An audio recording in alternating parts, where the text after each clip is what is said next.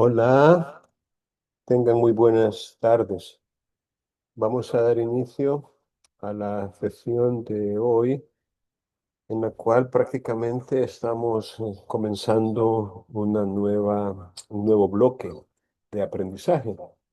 Y fíjense bien, de aprendizaje, no de enseñanza. Con lo cual se recalca el hecho de que ustedes son los principales protagonistas de su propio proceso de aprendizaje y deben, por supuesto, aplicarse lo más que puedan para poder aprender bien. Ah, Como siempre, es importante dar un pequeño espacio de tiempo por si alguno o alguna de ustedes tiene alguna pregunta. Si tienen alguna pregunta, algo que desean que se les aclare, que se les explique mejor, con gusto pueden formular cualquier pregunta que tengan. Recuerden que hemos entrado a una nueva temática siempre relacionada con la teoría general de las obligaciones. No me voy a cansar de decirles que es importante manejar algunos conceptos que resultan básicos, fundamentales para tener una comprensión de lo que las obligaciones representan. Eh, Recordar que la teoría general de las obligaciones es ese conjunto de principios y de normas, tanto legales como doctrinarias y jurisprudenciales también, que nos permiten determinar el concepto o la definición, mejor dicho, el significado del concepto obligación, también sus elementos que lo integran, sus características o rasgos distintivos, para que sepamos distinguir cuando estamos en presencia de una obligación y cuando no. Para eso son las características de la obligación. Pero además, la teoría general incluye las fuentes de las obligaciones. Y dentro de esas fuentes hemos analizado el artículo 1308 del Código Civil, que sin dar un concepto de obligación, comienza indicando cuáles son las fuentes tradicionales o clásicas de las obligaciones, que pues según ese artículo serían seis. Tenemos el contrato, el cuasicontrato, el delito, el cuasidelito, las faltas y la ley. Tengan presente también de que en última instancia o de manera remota o mediata, la ley viene a ser la fuente de todas las obligaciones, pero no la inmediata o próxima, sino más bien la última, en el sentido de que todas las obligaciones tienen que estar eh, tuteladas, digámoslo así, o autorizadas o permitidas, si se quiere, por la ley. Es decir, no puede haber una obligación que transgreda la legislación positiva, o sea, no puede haber una obligación que resulte ilegal o contraria a la ley. Pero decir que las obligaciones tienen como fuente la ley, si bien es cierto, no es como quien dice correcto cuando hay una fuente que es anterior o más inmediata que la ley misma. Es decir, si yo digo que la fuente de las obligaciones es solamente la ley, en ese sentido, por decir mucho, no digo nada. Es una expresión que sirve también para indicar que a veces hay que ser más específicos al dar una respuesta a un planteamiento o alguna pregunta. Porque si yo le pregunto a usted dónde vive y usted me dice en el planeta Tierra, eso es cierto. Usted vive en el planeta Tierra, pero nuevamente, por decir mucho, no dice nada, en el sentido de que no es eso lo que yo quiero saber.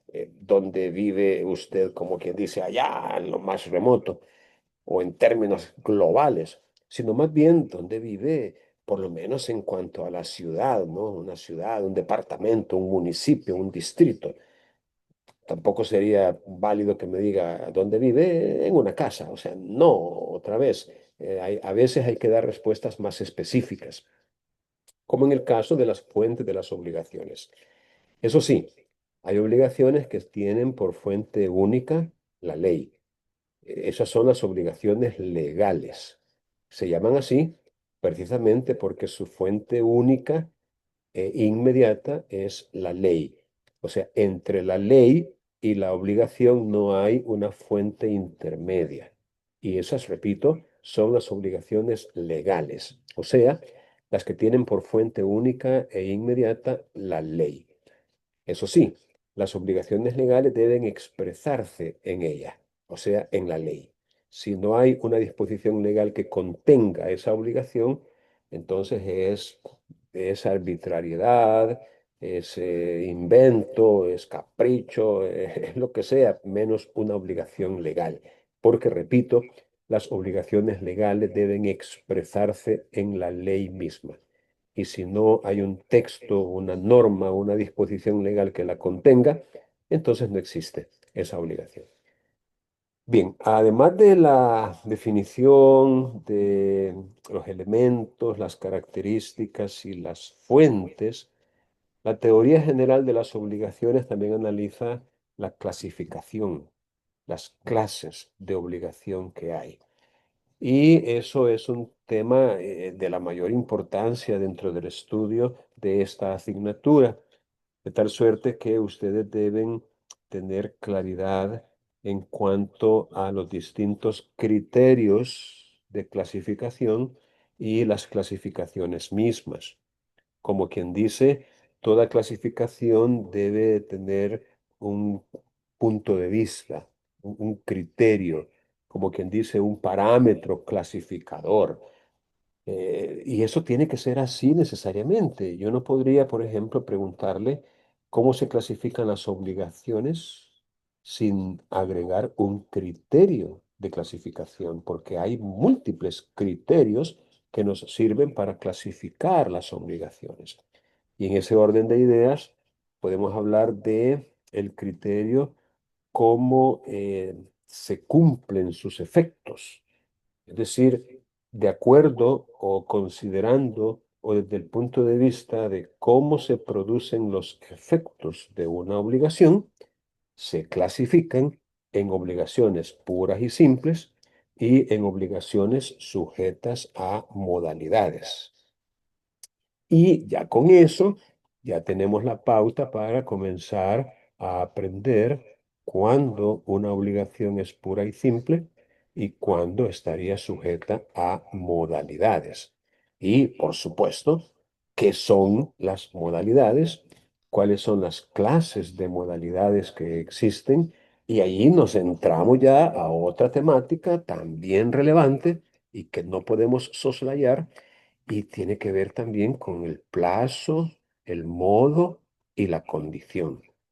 O sea, usted no podría decir con propiedad que ha aprobado esta asignatura si no tiene una idea exacta y precisa de lo que es la condición, por ejemplo, o de lo que es el plazo, lo que es un modo, cómo se relacionan estos conceptos entre sí, cómo se definen, cómo se clasifican, eh, cómo se prueban.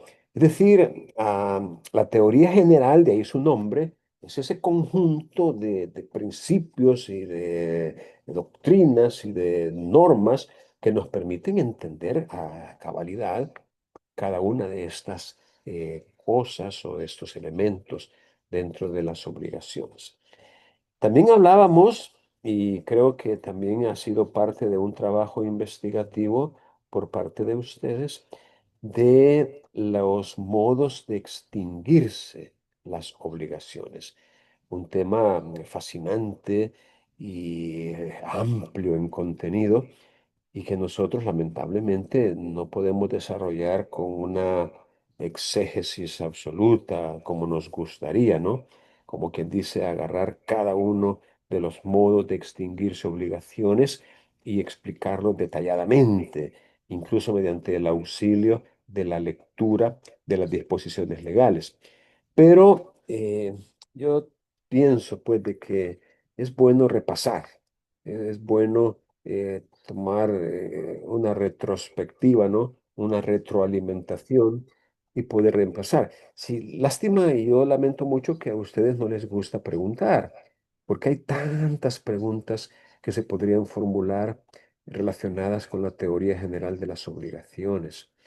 Pero bueno, un artículo que yo les recomendaría que ustedes pudieran anotar y repasar de vez en cuando es el 1438 en el Código Civil. Este artículo 1438 es el que da el inicio a los modos de extinguirse las obligaciones y prácticamente hace una lista, una nómina de cuáles son los modos, no de forma taxativa, porque fíjense ustedes que aunque es un artículo que contiene 9 ordinales, en realidad no se agota en sí mismo, sino que aparte de esos modos de extinguirse obligaciones que se mencionan allí, hay otros también.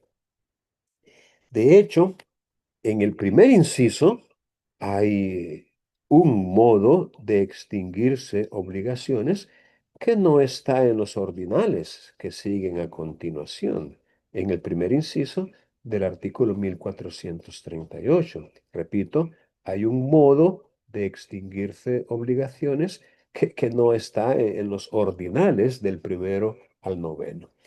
Ese se llama resiliación. Quiero ver si puedo, mediante esta figura de compartir pantalla, ok, mostrar, vamos a ver si podemos, estamos aquí. Voy a ver si puedo compartir pantalla con ustedes para auxiliarme con algo que pueda yo escribir y que podamos ver también en el código. Bueno, tenemos entonces que en el artículo 1438 del Código Civil aparece una lista, les decía yo, de los modos de extinguirse obligaciones. Y que esto obviamente forma parte de la teoría general de las obligaciones, las formas en que una obligación se extingue. Voy a hacer un paréntesis para recordarles que obligación es un término correlativo a, vamos a ver cómo lo podemos poner aquí. Vamos a poner esta figura, a ver si la puedo poner. Ok, es un término correlativo a este. Mira. Obligación es un término correlativo. A ver, ¿a qué? ¿A qué? ¿Qué otro término es correlativo de obligación? ¿Quién se anima a responder? ¿Cuál es el término correlativo de obligación? Vamos a ver si ya que no quieren ustedes hablar, le voy a preguntar a Briseida. Briseida, active su micrófono, por favor.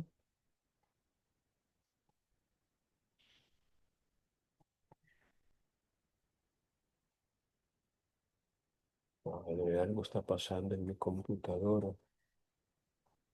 Ah, chispas. Me está haciendo. Briseida, ¿está allí? Si no me contesta, no le voy a tomar Sí, asistencia. Dígame.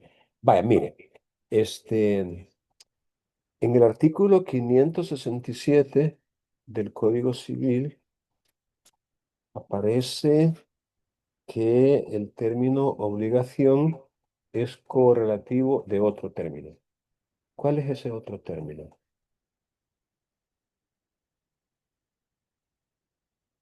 ¿Recuerda?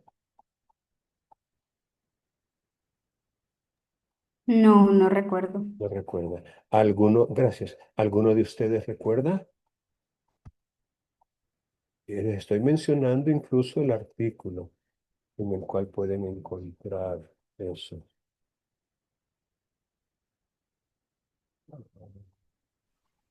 Clic, Hola. una pregunta. Mira.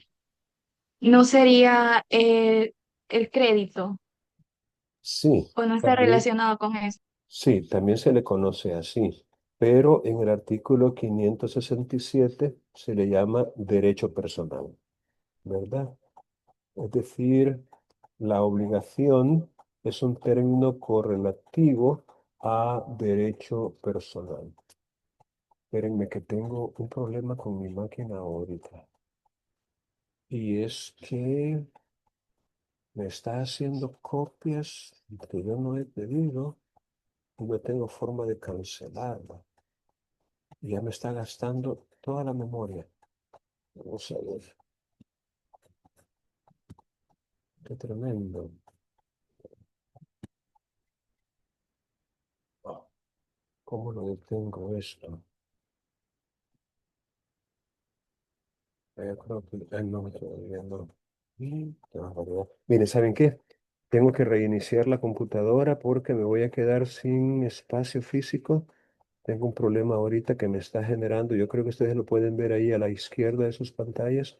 Me está haciendo copias de la pantalla y yo no se las he pedido. Entonces tiene que ser algo que está fallando. Entonces vamos a reiniciar en 10 minutos. 10 minutos necesito para reiniciar la máquina y en 10 minutos le vuelvo a compartir el enlace. ¿De acuerdo? 10 minutos.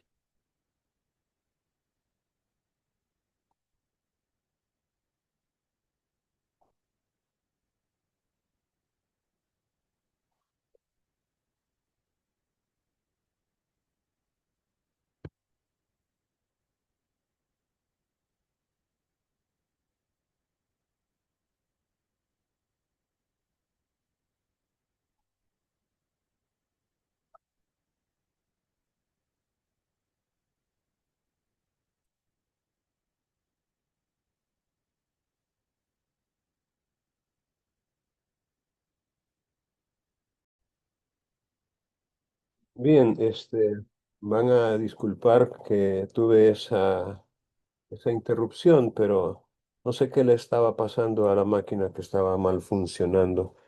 Bien, vamos a continuar con las explicaciones que estaba compartiendo con ustedes y que tiene que ver con los modos de extinguirse obligaciones, tal como aparecen en el artículo 1438 del Código Civil. Ah, les decía que en el Código Civil aparece, ay hombre, ya está de nuevo. Aparecen los modos de extinguirse obligaciones en el Código Civil a partir del artículo 1438. Y que ese, les decía yo, es un artículo que ustedes tienen que recordar, o sea, leerlo varias veces y familiarizarse con su contenido. Apagar los volúmenes. Bueno,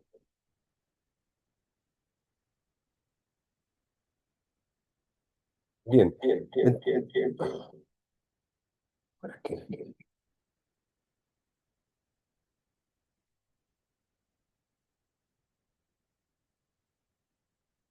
Testing,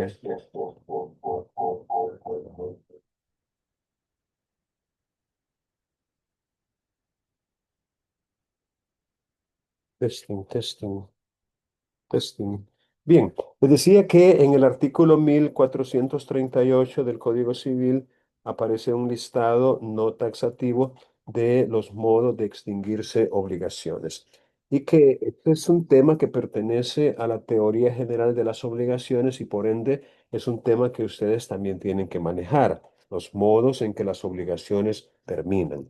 Y les decía que de acuerdo con el artículo 567 del Código Civil, el cual voy a compartir pantalla para recordarlo una vez más, enumera los derechos reales y define los derechos personales. El artículo 567 del Código Civil. Ahí lo tengo yo en pantalla para que ustedes puedan recordar lo que ese artículo enseña. Dice el artículo 567 que las cosas incorporales o derechos se dividen en reales y personales. Aquí está. Y que derecho real es el que se tiene sobre una cosa sin hacer referencia alguna a determinada persona. El derecho real es un derecho erga omnes, es decir, es un derecho que se tiene con respecto a todos y están taxativamente enumerados en este artículo mismo, en el 567. Los derechos reales son dominio, herencia, usufructo, uso o habitación, servidumbre activa, prenda e hipoteca. Esta enumeración sí resulta ser taxativa. No hay otros derechos reales que no sean estos. Ahora bien, el que nos interesa es el inciso final, que define los derechos personales como los que solo es exclusivo, ¿no? Solamente pueden reclamarse de ciertas personas, que por un hecho suyo o por disposición de la ley están sujetas, y aquí está lo que les decía yo, a las obligaciones correlativas. El mismo artículo les está diciendo que entre el derecho personal y la obligación hay una correlación, o sea, son términos correlativos. Yo se los he explicado ya, en el sentido de que no puede haber obligación si no hay un derecho personal. Y viceversa, no puede haber un derecho personal si no es porque hay una obligación. Es como decir deudor, acreedor. Son términos correlativos también. No puede haber acreedor sino porque hay un deudor. Y no puede haber un deudor sino porque hay un acreedor. Se es deudor de un acreedor y se es acreedor de un deudor. O sea, son términos correlativos. Es como hijo, padre. No puede haber un hijo si no hay un padre y no puede haber un padre si no hay un hijo. O decimos que es padre porque hay un hijo o decimos que es hijo porque hay un padre. Repito, son términos correlativos. Entonces, los derechos personales, que como muy bien decía la compañera, también se conocen como créditos, derecho personal o crédito, al igual que los seres vivos, y eso lo aprendemos en biología o en ciencias naturales, hay un ciclo de vida en relación con las personas, con los animales, con las plantas, con los seres vivos, y es aquel que dice de que nacemos, crecemos, nos multiplicamos y finalmente morimos. Crecen, o nacen, crecen, se multiplican y finalmente terminan. Entonces, algo parecido podríamos decir con respecto a los derechos, que como ya les dije, es el equivalente a la obligación. O sea, los derechos, o sea, las obligaciones, o las obligaciones, o sea, los derechos, también son susceptibles de nacer, de crearse. Entonces, la creación de un derecho es una de las consecuencias jurídicas de que habla la doctrina, la creación. También los derechos, o sea, las obligaciones correlativas, también se transfieren. En otros casos se transmiten. A veces se conservan, a veces se modifican y a veces se extinguen. Es decir, si pudiéramos nosotros enumerar lo que podemos llamar efectos o consecuencias jurídicas, podríamos decir que son seis. Primero, la creación de un derecho. Segundo, la modificación. O sea, un derecho es susceptible no solo de ser creado, sino también de ser modificado. Es decir, alterado, cambiado, convertido, mutado. Pero también tenemos la conservación, es decir, asegurarse que ese derecho se mantenga como tal, la conservación. También un derecho susceptible de transferirse. Hablamos aquí de la transferencia de un derecho, pero también cuando el anterior titular ha fallecido, entonces hablamos de la transmisión. Fíjense que estos dos términos últimos que he anotado aquí se parecen mucho por cuanto ambos implican una sucesión, es decir, una sucesión por acto entre vivos o por causa de muerte. En el caso del acto entre vivos se le llama transferencia, es decir, un derecho podría perfectamente ser cambiado de persona, de titular, ser transferido por acto entre vivos. Puede ser una venta, puede ser una donación, puede ser una permuta, puede ser una adjudicación en pago, puede ser una dación en pago. Un derecho, repito, se puede transferir de una persona a otra sin que ninguna de ellas se muera, especialmente el anterior titular. Pero un derecho también se puede transmitir. Y esta es la forma correcta de decir cuando ha habido el fallecimiento o muerte del anterior titular. Y finalmente, para cerrar con este ciclo de vida, llamémosle así, ciclo de vida de los derechos, que es lo mismo que las obligaciones, tenemos la extinción. Entonces, estos efectos o consecuencias jurídicas, repito, deberían ustedes anotarlo por ahí, ¿verdad? Para que comprendan qué es lo que puede suceder con relación a un derecho o su correlativo o obligación. Bueno, hablando pues de la extinción, es que el artículo 1438 y por allí íbamos, del Código Civil, 1438 nos habla de los distintos modos de extinguirse obligaciones. Uno de ellos, en el inciso primero, es la resiliación. Así es como se escribe, fíjense bien, una S y una C, resiliación. Esta resiliación es conocida también como mutuo consentimiento extintor de obligaciones. Probablemente yo esté haciendo un repaso y ojalá que valga la pena, ¿verdad? De algo que a lo mejor ya se les explicó antes, pero que me interesa recordar, ¿verdad? La resiliación es el mutuo consentimiento extintor de obligaciones. Y tiene, como quien dice, como fundamento lógico un aforismo que dice de que en derecho las cosas.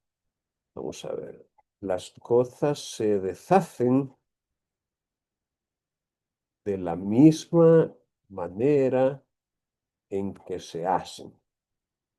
Ok.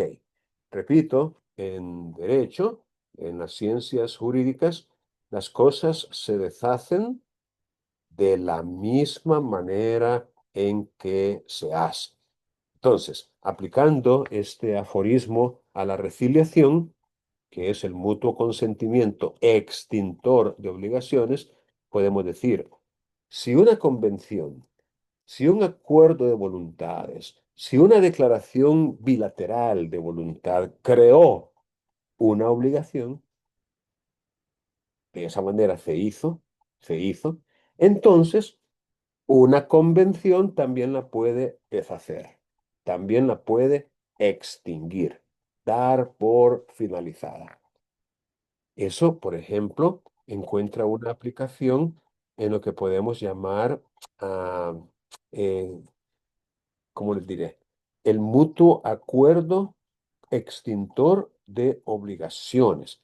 Ahora, importante es recordar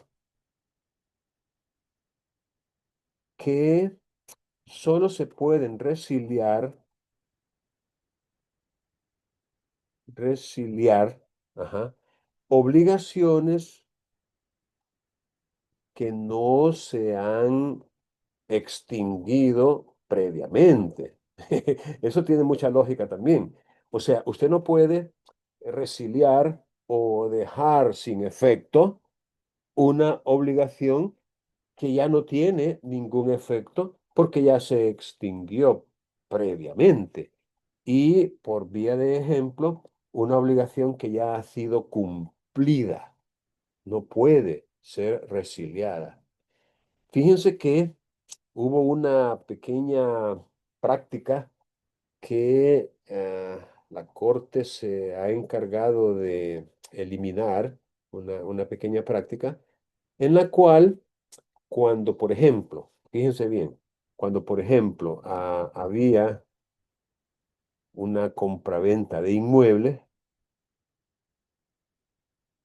una compraventa de inmuebles, digamos, ya firmada, ya escriturada, es decir, ya estaba en el protocolo la compraventa de inmueble y ya había sido firmada. Fíjense bien. Entonces, si de repente estas personas se arrepentían de ese negocio, como quien dice, ya no estaban este, con la voluntad de mantener esa compraventa, entonces la práctica consistía en resiliarla, o sea, dejarla sin efecto por mutuo acuerdo. Entonces, estas resiliaciones también se hacían en escritura pública. También, al igual que la compraventa de inmuebles se hace en escritura pública, la resiliación también en escritura pública se dejaba sin efecto. Pero como estas escrituras en los libros de protocolo llegan a la sección del notariado y la sección del notariado informa a la Corte Suprema de cualquier situación que ellos encuentren y que según ellos no son correctas o adecuadas, entonces viene e informaron de que se estaba dando esta práctica de resiliar compraventas de inmueble cuando ya estaban firmadas. Entonces viene la Corte y de alguna manera en algunas resoluciones de sala dijeron de que eso no se puede hacer. O sea, no se puede resiliar obligaciones cumplidas. Ahora bien, hay mucha tela que cortar porque yo pensaría de que con la sola firma de la escritura pública no necesariamente significa que la obligación ya está cumplida. O sea, la interpretación que le han dado me parece también un poco antojadiza, me parece a mí, pues a mí, Napoleón Ríos Lazo. Ellos podrán tener allá sus criterios y como tienen el poder de decidir, pues ni modo, pero yo creería que no necesariamente porque ya está firmada una escritura pública, las obligaciones ya están cumplidas, especialmente porque vamos a ver, ¿qué es lo que faltaría? Podría faltar, podría faltar la entrega, tanto material como jurídica. Repito, podría faltar la entrega, tanto material como jurídica. Es decir, podría ser que el vendedor todavía no haya entregado materialmente el inmueble a la persona que le compró. Podría ser. O también podría ser que no se haya registrado. en el registro de la propiedad esa escritura.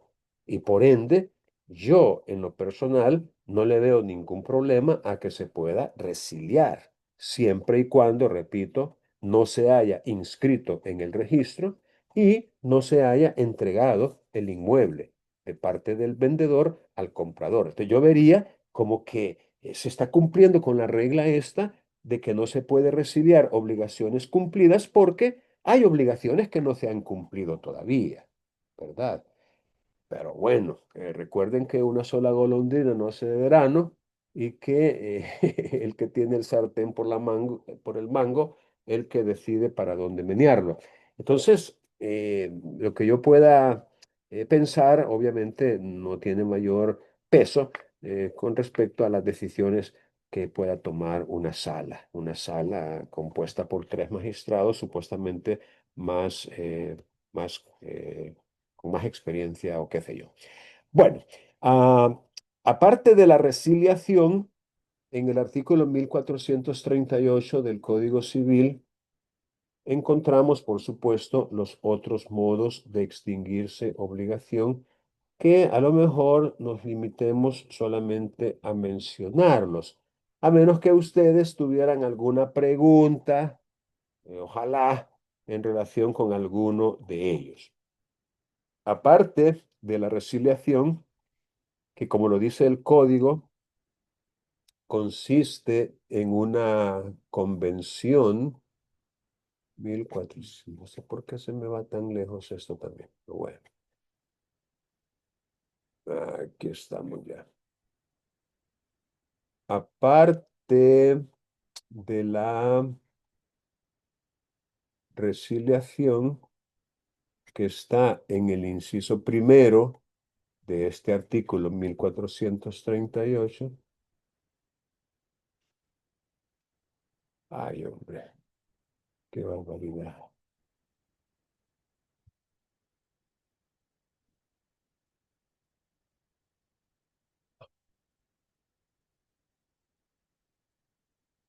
Bueno, aparte de la resiliación, el código menciona también la solución o pago efectivo.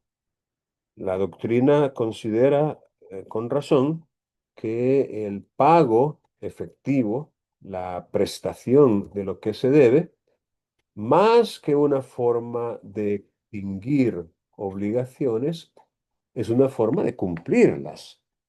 Y la doctrina distingue cuando una obligación se cumple voluntariamente a cuando se extingue por una causa o un modo diferente del pago. Es decir, la doctrina establece una diferencia, pues que no es lo mismo que una obligación se extinga por su cumplimiento, por su pago, por haberse prestado o hecho la prestación adeudada, que a que se extinga por otro medio. Y es que en algunos de estos casos el acreedor sí recibe la satisfacción de su interés, mientras que en otros casos no. Y esa sería básicamente la diferencia fundamental, que en algunos casos, repito, se chispoteó y se fue. En algunos casos, vamos a no enviarlo y vamos a reabrirlo. Estaba trasteando demasiado. Ah, dame el código civil, pues está 438. Bueno, la solución entonces o pago efectivo es un modo de extinguirse obligaciones en el cual el acreedor recibe la satisfacción de su interés. Es decir, se le paga de acuerdo con las disposiciones legales, se le paga exactamente lo que se le debe y él se queda satisfecho. Mientras que hay otros modos que no necesariamente implican una satisfacción de su interés, ¿verdad?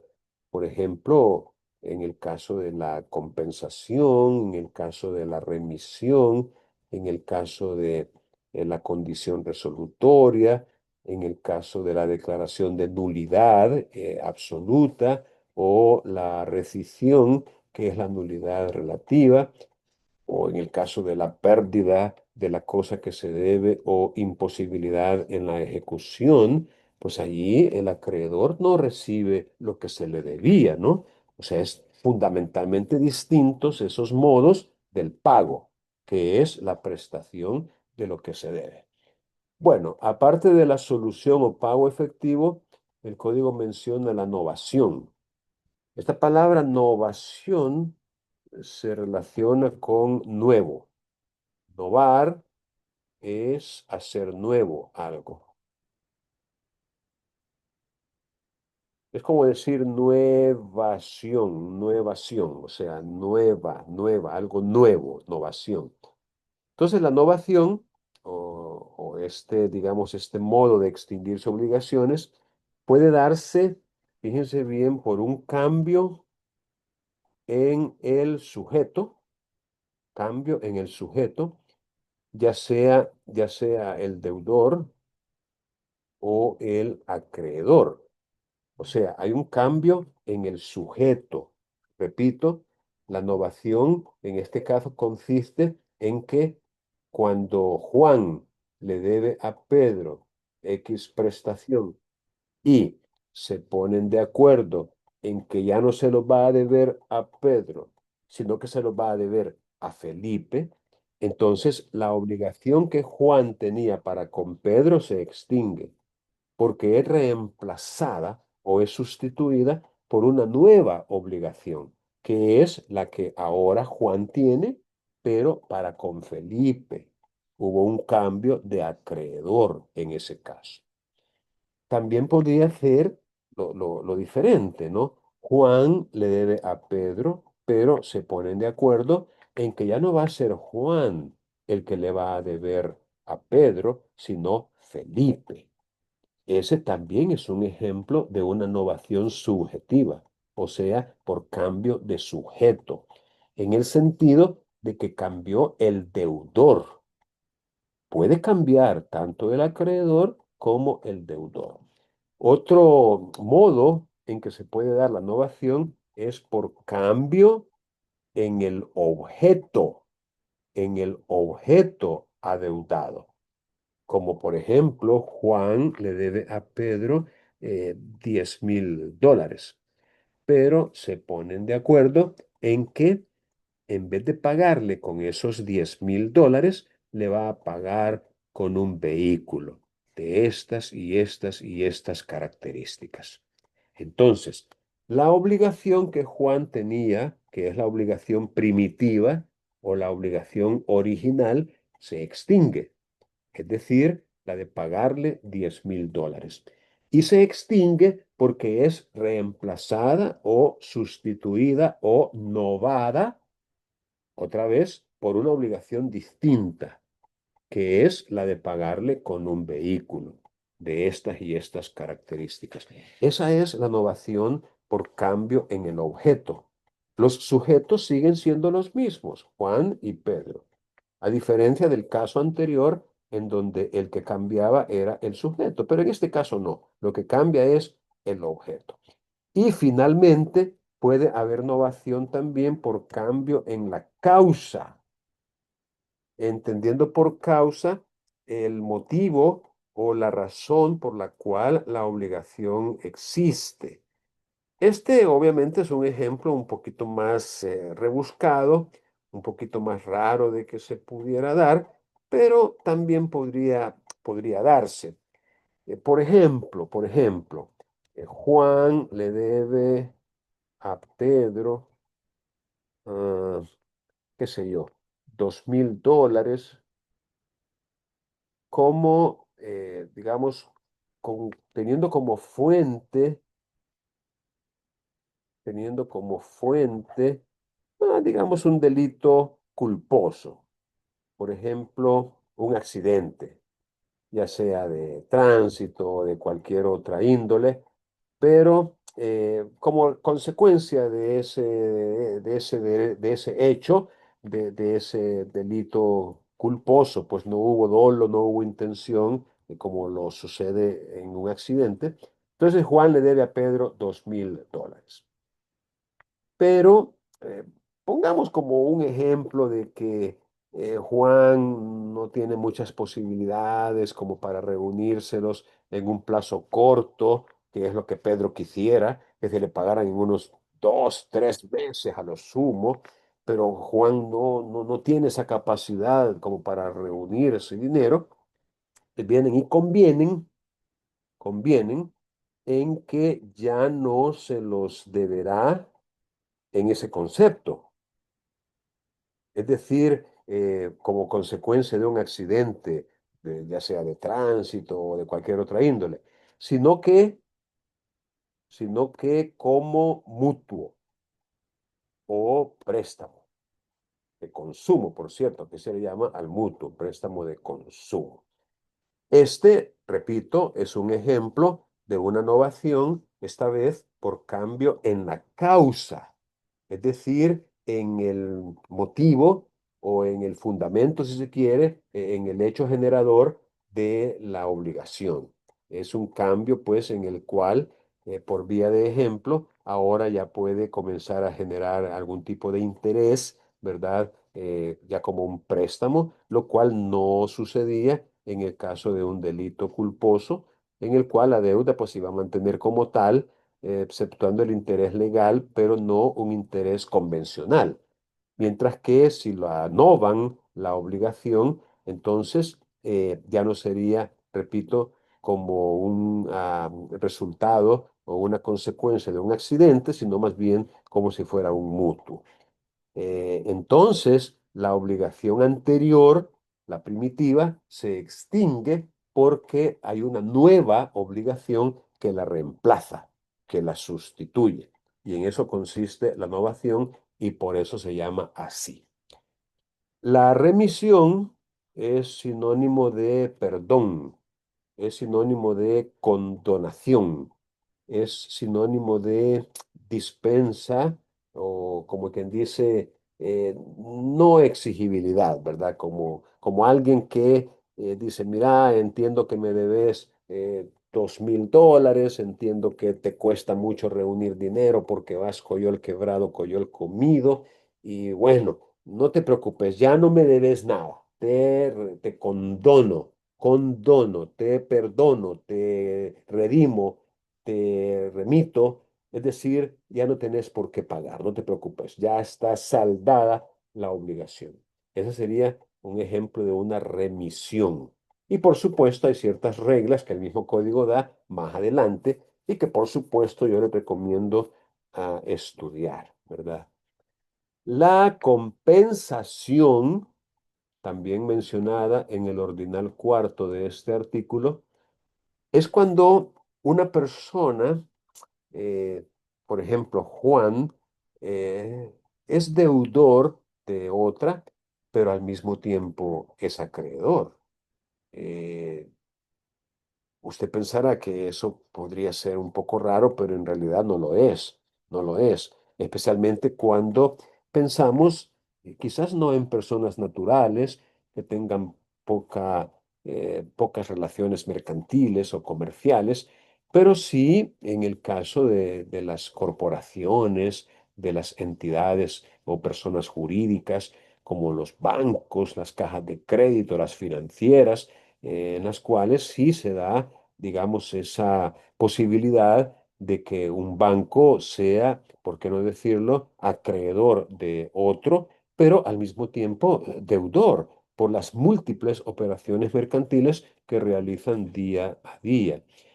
De hecho, el ejemplo clásico de compensación que podríamos mencionar por ser el más común es cuando un banco va a pagar un cheque librado en contra de otro banco.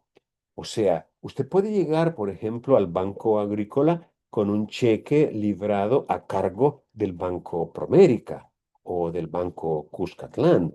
Entonces, ellos no se lo van bueno, y depositarlo, obviamente no se lo van a cambiar.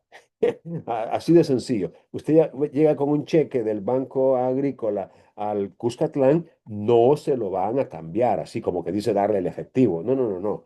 Lo más que puede lograr usted es depositarlo en su cuenta abierta en ese banco. Entonces, en el banco Cuscatlán, usted tiene abierta una cuenta de depósitos que puede ser de ahorro o corriente y deposita el cheque del Banco Agrícola, ¿verdad? Ese cheque, repito, está librado en contra del banco porque el que lo emitió el cheque tiene una cuenta de cheques allí, tiene fondos disponibles para su pago y es una orden de pago que le da al banco. Por favor, páguele, qué sé yo, $1000 o lo que sea a fulano de tal, y para eso le mando este cheque con mi firma. El banco eh, se lo paga, pero cuando es en el banco que dice el cheque. Pero si es un banco diferente, usted lo puede únicamente depositar en su cuenta de depósitos. Puede ser de cheques también o de ahorro. Y ahí entra la famosa compensación. Ahí es donde le dicen, no se lo podemos todavía hacer efectivo porque entra, le dicen, en esos términos, entra a compensación. Entonces, uno se podría quedar madre, ¿y qué es eso, verdad?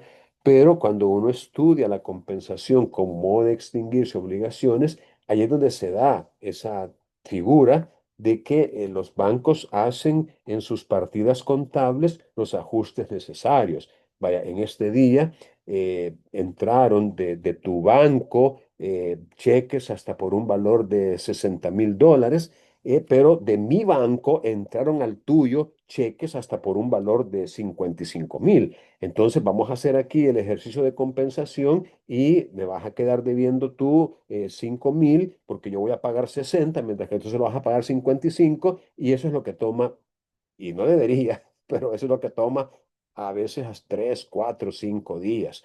Es decir, le dicen a uno: "Ah, no, dentro de 5 días ya va a estar, o dentro de 3 días, en el mejor de los casos". Es la famosa compensación. Pero bueno, no deja de tener sus bemoles por el involucramiento que hay de entidades fuertes, poderosamente o económicamente hablando, ¿verdad? Pero en el caso de personas naturales, igual, este, si por ejemplo Juan le debe a Pedro $1000, Juan le debe a Pedro $1000 y se los reclama judicialmente. Pero resulta que, vamos a ver, Juan le debe, no, no, Juan le debe a Pedro $1000 y Pedro se lo reclama judicialmente. Pero resulta que Pedro le debe $500 a Juan. Es decir, Pedro no solamente es acreedor de Juan, también es deudor. Que cuando Pedro le reclama a Juan los $1000 que Juan le debe, Juan, como parte de su defensa, como parte de la oposición que podría presentar a esa demanda, puede oponer, fíjense bien, la excepción de compensación, demostrar documentalmente que Pedro, que le está reclamando 1000, pues también es deudor de él y que le debe 500. Entonces, cuando él opone esa excepción de compensación y lo demuestra, y ambas deudas tienen el mismo carácter de ser líquidas, vencidas y exigibles, entonces en ese caso el juez declara extinguida la obligación hasta concurrencia de la de menor valor. Repito, declara extinguida la obligación hasta concurrencia de la de menor valor. Como quien dice, se va a extinguir en $500. Lo que significa que Juan le tendría que pagar a Pedro solamente la diferencia, o sea, los otros 500, porque los 500 se compensaron entre sí y por ende se extinguió la obligación de pagar esos 500. La confusión en el ordinal quinto también ya la habíamos comentado y es cuando por alguna circunstancia posterior al momento en que la obligación se creó, repito, por alguna circunstancia posterior, resulta que la calidad de deudor y de acreedor de una misma prestación se recae en una sola persona. Es decir, resulta por alguna circunstancia que se pudo haber presentado, alguna circunstancia, que el deudor es el acreedor también. Manejemos un ejemplo.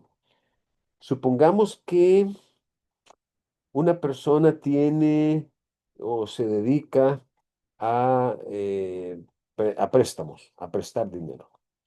Este, usted es parte de las personas que le deben a ese acreedor. Hay personas que eso hacen, hasta se inscriben como acreedores en el Banco Central de Reserva para que controlen la tasa de interés que cobran y para efectos tributarios. Se inscriben, es obligación inscribirse como acreedores. Repito, hay personas naturales que hacen eso. Entonces, para manejar un ejemplo de confusión, imagínense a un acreedor que tiene 40 deudores, o sea, ha depositado dinero en 40 personas. Y resulta que usted es una de ellas. Usted es deudor de esa persona. Bueno, la cosa es que eh, de repente usted recibe algún tipo de bonificación, algún premio en la lotería o una herencia cuantiosa o qué sé yo, el loto, y de repente usted tiene plata.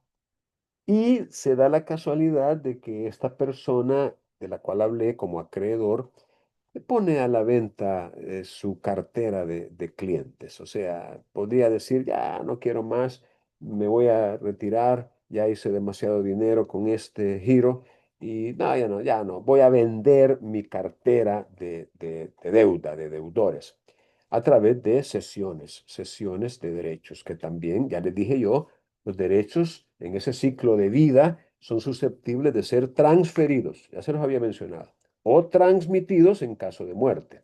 Entonces, viene él y dice, voy a transferir todos mis créditos. Eso es perfectamente posible y válido. Ok, resulta que usted le compra la cartera de créditos a esta persona. Usted se lo compra y por ende usted pasa a ser el nuevo acreedor de esos 40 deudores que tenía esta persona. Pero ¿qué resulta? Que uno de esos 40 es usted mismo. Entonces, allí es donde se podría, por vía de ejemplo, operar una confusión, en el sentido de que con respecto a esa deuda, no a las otras 39, no, sino a la deuda suya, con respecto a esa deuda suya, usted ha pasado a ser deudor y acreedor también. Entonces, jurídicamente es imposible, es insostenible que usted sea acreedor de usted mismo. Eso no es lógico, no es congruente con la posibilidad real de que usted sea eh, deudor y acreedor de usted mismo. Eso no va, no se puede. Y por eso de pleno derecho opera una confusión que extingue la deuda. De pleno derecho. No tiene usted que invocarla ni cosa que se parezca, sino que opera por ministerio de ley. Esa es la confusión. Y podrían, por supuesto, haber otros ejemplos. La doctrina maneja el ejemplo de la aceptación de herencia, ¿no? Donde una persona podría ser deudora de otra, ¿verdad? Y de repente la persona acreedora fallece y el heredero resulta que es el deudor. O sea, el deudor de la persona pasa a ser heredero y al ser heredero es un sucesor a título universal. Y por ende, él pasa a ocupar el lugar que tenía su antecesor, el causante. Y al pasar a ocupar el lugar, ahí se da también la confusión en cuanto a la obligación que existía. No puede ser deudor y acreedor al mismo tiempo. Es jurídicamente imposible. El ordinal sexto habla de la pérdida de la cosa que se debe, o más propiamente dicho, la imposibilidad en la ejecución. Miren, anoten por allí, porque eso es importantísimo, la famosa teoría de los riesgos. Ese es un tema fascinante, relevante en materia de derecho civil o patrimonial, y es importante tener algunas nociones de lo que podría significar la famosa teoría de los riesgos. La teoría de los riesgos pretende contestar algunas preguntas que surgen precisamente cuando se da la pérdida de la cosa que se debe. Y la pregunta es bien sencilla. ¿Quién paga? ¿Quién sufre? ¿Quién soporta las consecuencias de una pérdida de la cosa que se debe?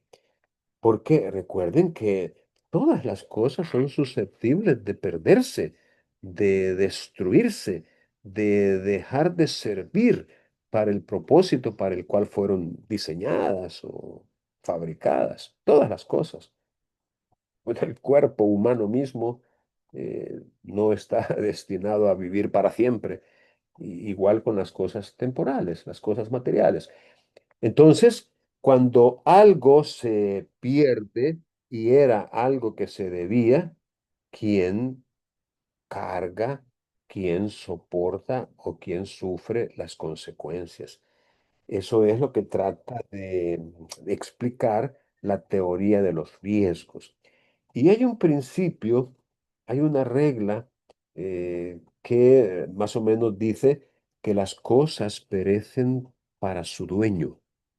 Eso es parte del estudio que se hace de la teoría de los riesgos, decir que las cosas perecen para su dueño. Ah, pero depurada un poco la teoría, déjenme tratar de recordar, ante un evento que haga perder, entra también en juego, y así tendría que ser, digamos, el enriquecimiento ilícito o enriquecimiento sin causa. Como quien dice, hay necesidad de ponderar si esa pérdida va a provocar un enriquecimiento de una de las partes en detrimento de la otra. Yo creo que la vez pasada yo les planteaba siempre en una sesión virtual un caso en el cual entraba en juego esta teoría, tratando de responder precisamente a una pregunta. Creo que tenía que ver con un rayo que había caído, que había matado a unos animales que se debían, no sé, no recuerdo exactamente el ejemplo. Pero, repito, en esto de la pérdida de la cosa que se debe, hay muchas consideraciones que se deben hacer. Por ejemplo, ¿había mora o no había mora? Por ejemplo, ¿hay culpa en el deudor o no la hay? ¿Hubo diligencia, hubo cuidado adecuado? Por ejemplo, si a pesar de haber mora, la cosa siempre se hubiera destruido en poder del acreedor. Como quien dice, el evento este causó una destrucción de tal magnitud que aunque hubiera cumplido el deudor, igual se hubiera destruido. Entonces, las consecuencias son distintas dependiendo el escenario en el que nos encontremos. De ahí la necesidad de estudiar el articulado, el capítulo o el título que regula este modo para poder encontrar respuestas, llamémosle, más atinadas. El ordinal séptimo habla de la declaración de nulidad o por la rescisión. Me llama la atención que el artículo se asegura de distinguir entre nulidad y rescisión. Y hace bien el artículo porque la nulidad y la rescisión son cosas diferentes, en el sentido de que la nulidad hace referencia a la nulidad absoluta, mientras que la rescisión hace referencia a la nulidad relativa. Y otra vez son cosas diferentes. Y por ello, repito, es importante destacar que el artículo se asegura de marcar esa diferencia. Espérenme que estoy tratando de llegar con letra más grandecita al artículo 1438 porque este volado no sé por qué. Cuando yo cambio la letra, me manda bien atrás. Repito, estamos en el 1438 de los modos de extinguirse obligaciones. Aquí estamos ya finalmente. Vaya, entonces recuerden que nulidad es una cosa, rescisión es otra.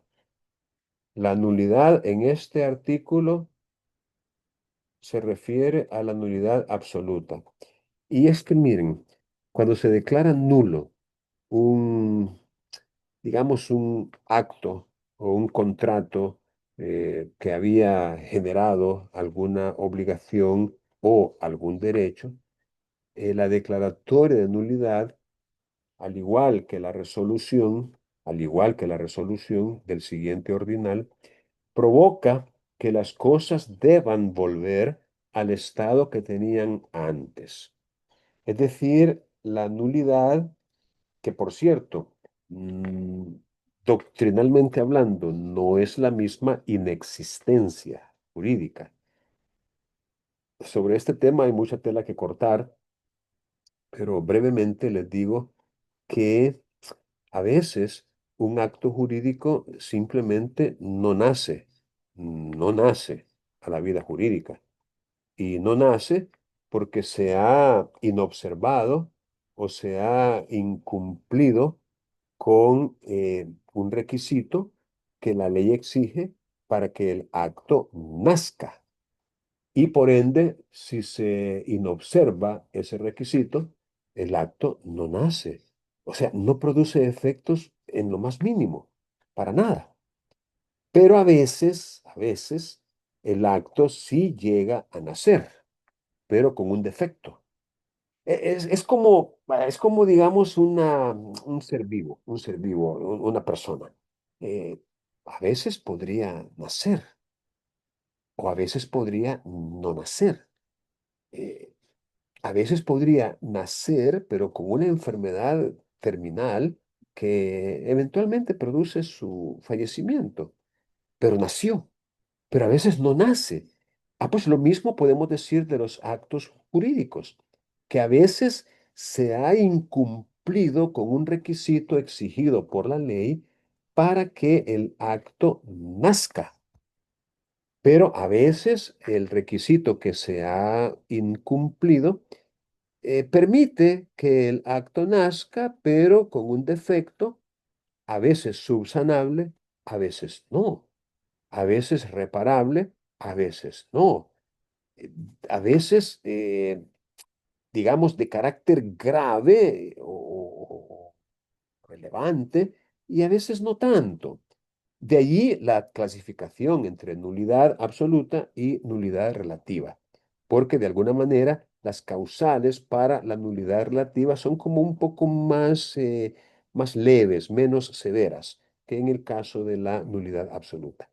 Pero ya sea que se declare nulo de nulidad absoluta o de nulidad relativa o rescisión, la consecuencia es la misma y es la pérdida de eficacia.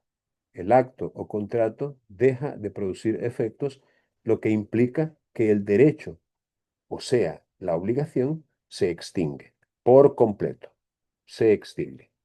Y lo mismo sucede cuando lo que se ha cumplido es una condición resolutoria, por el evento de la condición resolutoria que aparece en el artículo 1360 y que ya también se los había yo mencionado a ustedes como uno de los artículos que uno tiene que anotar y leer varias veces y marcar, subrayarlo y ponerle anotaciones al margen. 1360.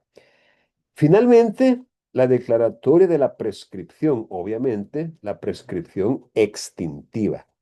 Porque recuerden que la prescripción también tiene dos variantes o dos modalidades, y es la prescripción adquisitiva, con la cual un poseedor puede adquirir el dominio de algo que ha poseído por cierto lapso de tiempo, pero la que nos interesa aquí es la prescripción extintiva, y es aquella consecuencia de no haber ejercido un derecho durante cierto lapso de tiempo. Si ha pasado cierto lapso de tiempo en el cual usted no ejerció un derecho, existe el riesgo de que ya no lo pueda ejercer y que por ende se pierda, se extinga. Obviamente, la prescripción no opera de pleno derecho, ni puede ser declarada de oficio por un juez. Tiene que ser pedida por el interesado. La prescripción para que opere tiene que ser a instancia de parte. Bueno, lamentablemente ha llegado el momento de terminar porque tengo otra clase en otro rato y tengo que desplazarme para la universidad. Así que si tienen alguna pregunta, con mucho gusto yo la puedo contestar en este momento. Buenas tardes, Lick. Yo Hola, tengo buenas una tardes. pregunta, pero es sobre el trabajo que se va a cargar. Ok, Usted anteriormente nos había dicho que íbamos a cargar el trabajo de investigación de todos los temas y en el foro que habilitó solamente dice que es de la clasificación de las obligaciones. sí. Es porque yo creo que la clasificación no lo habían presentado, ¿o sí? No, todavía no. Correcto. Entonces vamos a hacer una cosa. Vamos a, como no lo habían presentado, y hay tres temas en realidad, tenemos los efectos, ¿verdad? Tenemos los modos de, no, los efectos no. Tenemos la clasificación de las obligaciones. Tenemos los modos de extinguirse, obligaciones. ¿Y cuál es el otro? Las fuentes. Las fuentes, correcto. Entonces, vamos a utilizar solamente esos tres. Uno para los primeros dos laboratorios y este último para el parcial. Y vamos a dejar para el tercer bloque la colección, digamos, ya juntarlos todos. ¿De acuerdo? De acuerdo, Lick. Muchas gracias. Bueno, parece bien. Vaya, entonces ayúdenme con la asistencia, por favor.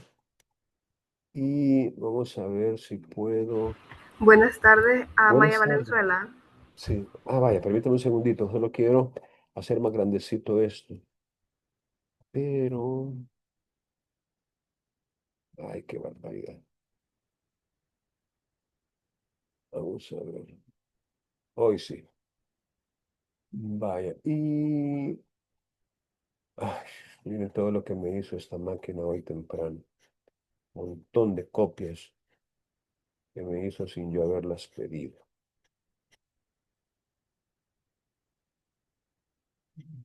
Vaya, aquí estamos. Yo creo que ahí pueden ver.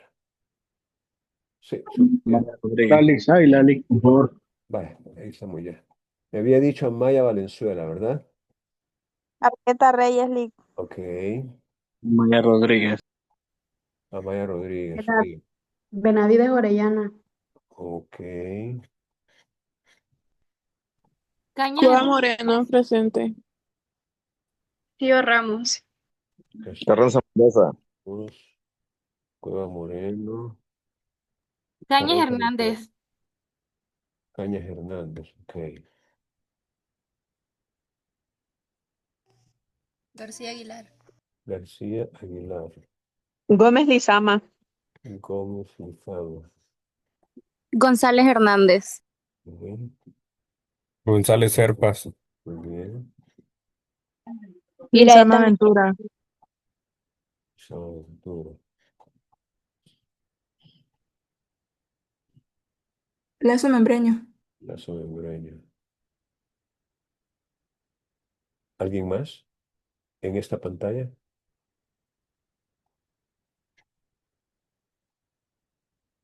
López Montoya. Nolasco Martínez. Martínez Sáenz. Martínez Sáenz, Terapia Nueva. Quintero Villanueva, Rodríguez Castellón.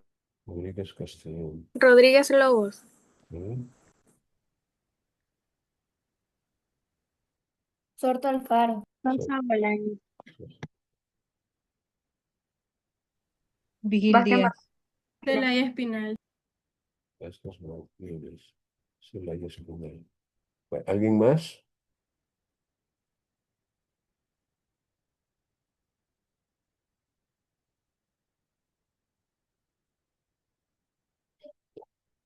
¿Alguien más que no haya anotado?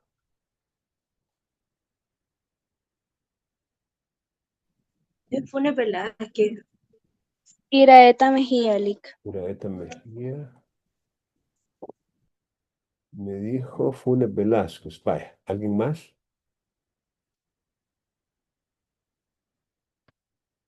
Bueno, es todo por ahora entonces. Ahí nos vemos y estamos en contacto para mañana, a mediodía, en la sala de simulación de audiencias. Cuídense mucho. Nos